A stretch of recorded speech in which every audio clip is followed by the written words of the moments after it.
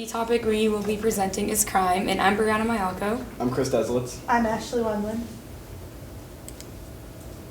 Okay, so before we even begin presenting, we just have two questions for all of you. And as you can see, the first one is, what do you feel are some crimes that we need to be worried or concerned about when we travel to South Africa? Jess. Guns. Jess. Gang violence. Gang violence. Pocket picking.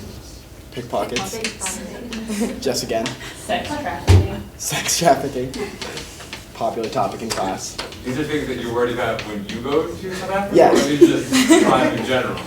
Well, we do talk about sex trafficking a lot in class. Not wrong. Anyone else? Anything else you're worried about when we go to South Africa? All right. So the next question is, name some countries you wouldn't want to travel to because you believe they're dangerous. Go for it. Vietnam. Chris? Afghanistan. Afghanistan.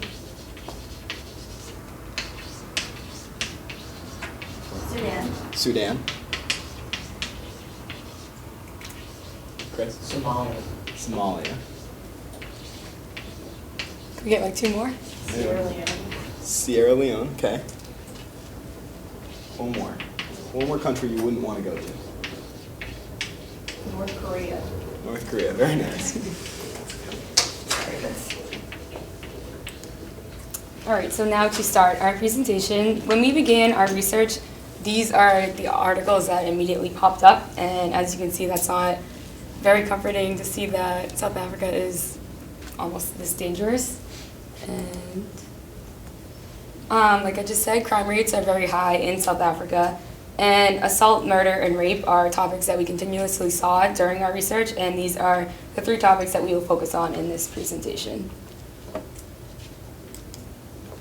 So this is a map according to nuobu.com, and what that website is it compiles like crime research from all over the world.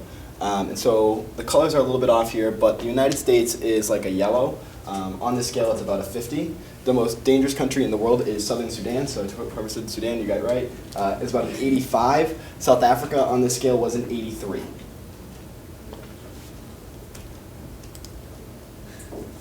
So for assault, we saw the top 10 precincts in South Africa with the most dangerous crimes. And as you can see, it's 1,247 for the precinct of Umnyazi. And this only covers the part of assault that's to inflict grievous bodily harm. And that's compared to New Haven, Connecticut, where in 2013 the assault rate was only 778, and that's all assaults. So murder. So the top precinct in murder for murder in 2014 was Niagara with 305 murders.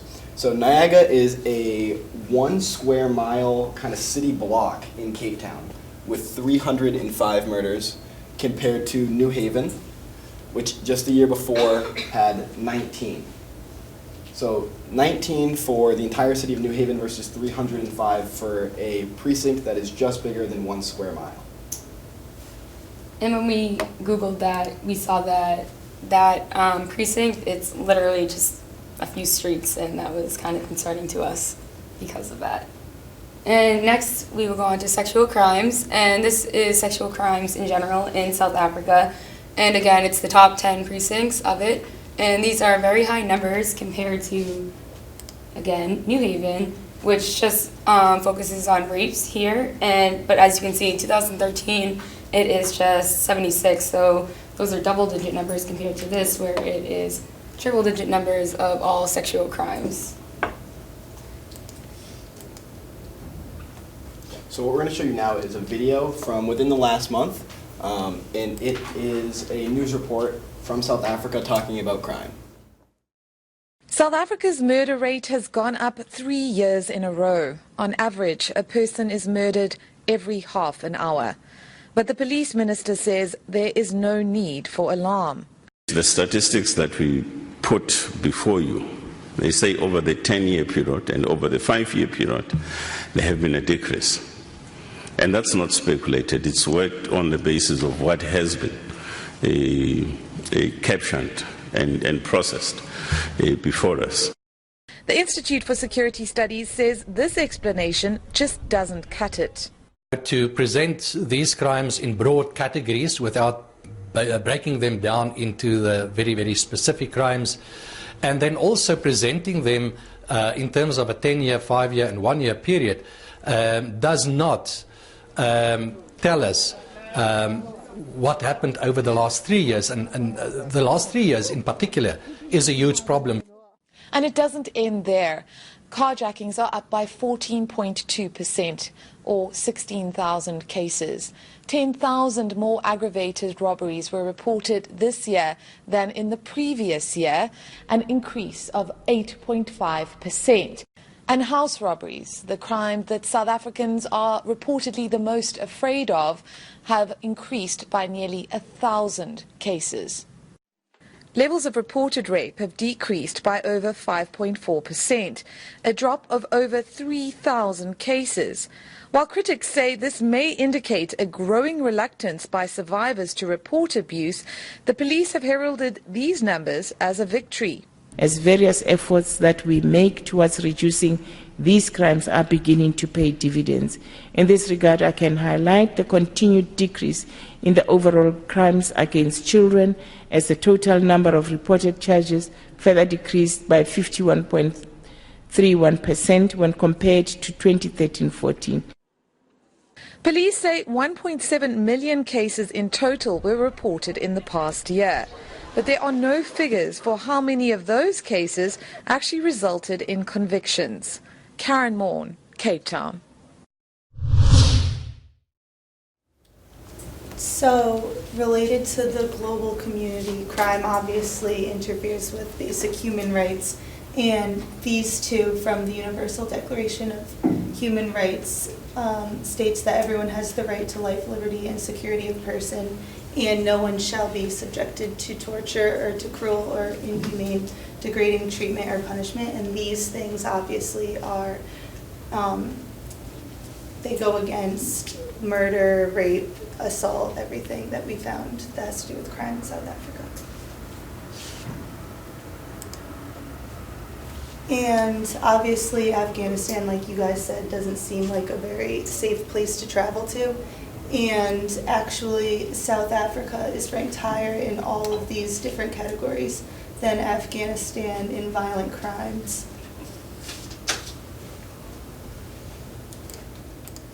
Okay, and we also compared South Africa to Russia because, again, we thought Russia was one of the countries that someone wouldn't really want to visit because of the crime rates there. But as you can see, South Africa is ranked 6th, while Russia was ranked 35th. And that's just comparing the crimes, so South Africa is that much more dangerous than Russia, according to this. And finally, we compared South Africa to Syria. And again, South Africa was worse on all of these metrics, including violent crimes with guns, intentional homicide, murder rate, and rapes. Where are these statistics from? These are from the comparison website. And it says it in the work site.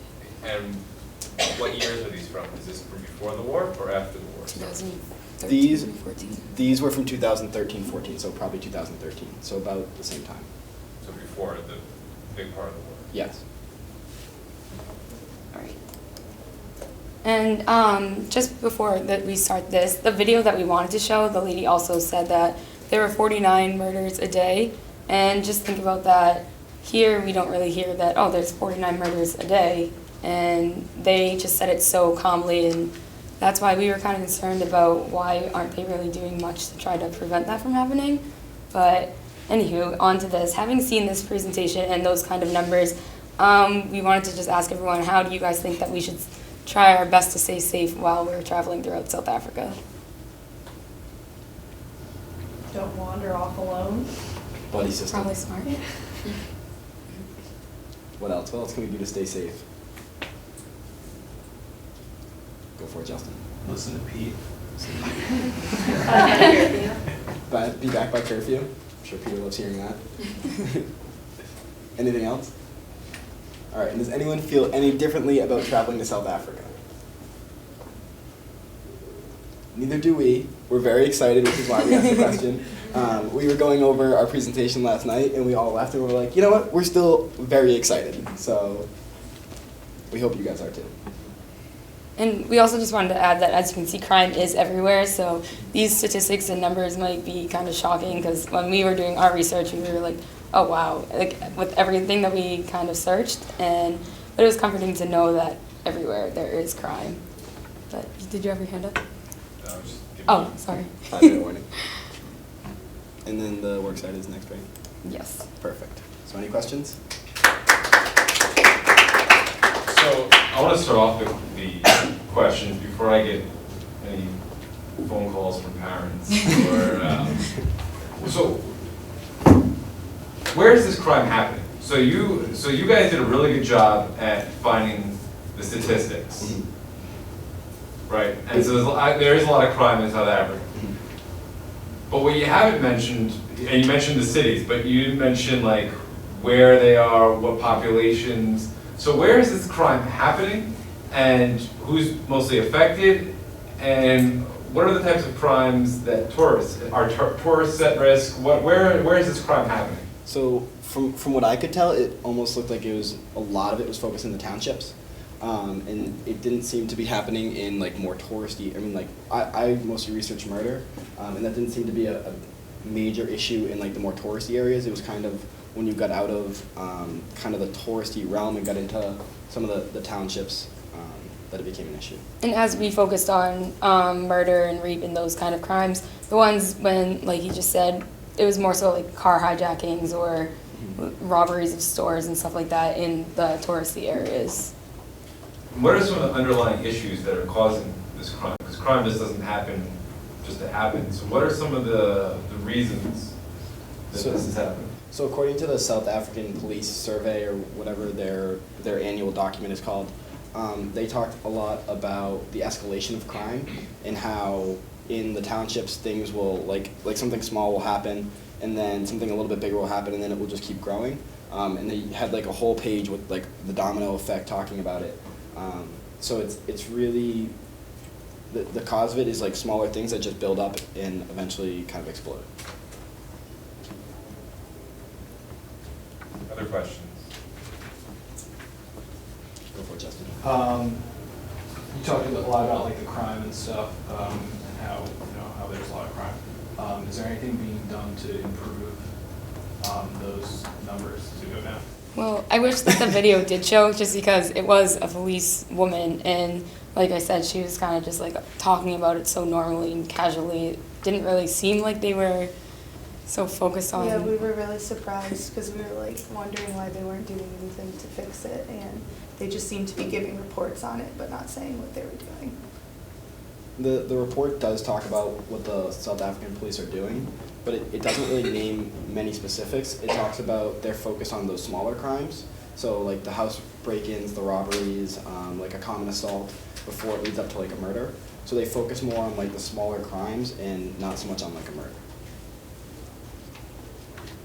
Go for it. Did like any of the sources you had talk about like the types of crime and like the ethnicity of the person it happened to or anything like that?